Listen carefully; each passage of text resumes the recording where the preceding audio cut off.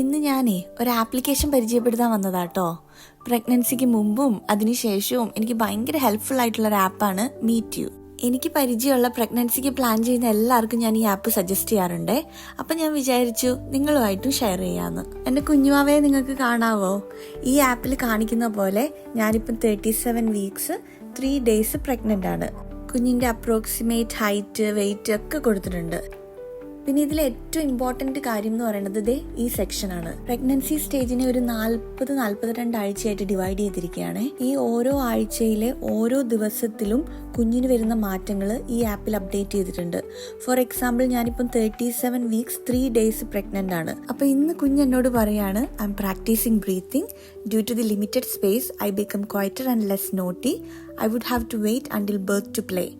നാളെ പറയാണ്, Mommy, you don't have to worry about me getting too thin hair. It would grow thick and shiny after birth. നിങ്ങൾക്ക് കാണാലോ അല്ലേ? അങ്ങനെ ഓരോ ദിവസവും കുഞ്ഞ് ഞാനുമായിട്ട് ഇങ്ങനെ കമ്മ്യൂണിക്കേറ്റ് ചെയ്തുകൊണ്ടിരിക്കുകയാണ് കുഞ്ഞിന് വരുന്ന മാറ്റങ്ങൾ. സൂപ്പർ പരിപാടിയല്ലേ? ഡെഫിനറ്റ്ലി എന്നെ പോലുള്ളൊരു ഫസ്റ്റ് ടൈം മോമിന് ഇതൊരു കിഡിൽ ആൻഡ് യൂസ്ഫുൾ ആപ്പാണ്. ഇതിലെ അടുത്ത ഇൻട്രസ്റ്റിംഗ് സ്റ്റേജ് എന്താണെന്ന് വെച്ചാൽ മദേഴ്സ് ഡെയിലി ചേഞ്ചസ് ആണ്. ഒരു പ്രഗ്നന്റ് ലേഡിക്ക് ഉണ്ടാവുന്ന മാറ്റങ്ങൾ, പ്രഗ്നന്റ് ലേഡി ശ്രദ്ധിക്കേണ്ട കാര്യങ്ങൾ, ഇവയൊക്കെ ഇവർ കമ്മ്യൂണിക്കേറ്റ് ചെയ്യാണ്.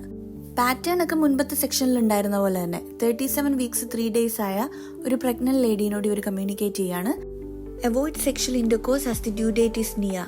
The external stimulation can lead to contractions and sex increases the chance of infection in the baby. നാളെ പറയാണ്, the closer you get to the due date, the more you can't afford to make any mistakes in your diet. Have a balanced and nutritious diet. Don't drink soda.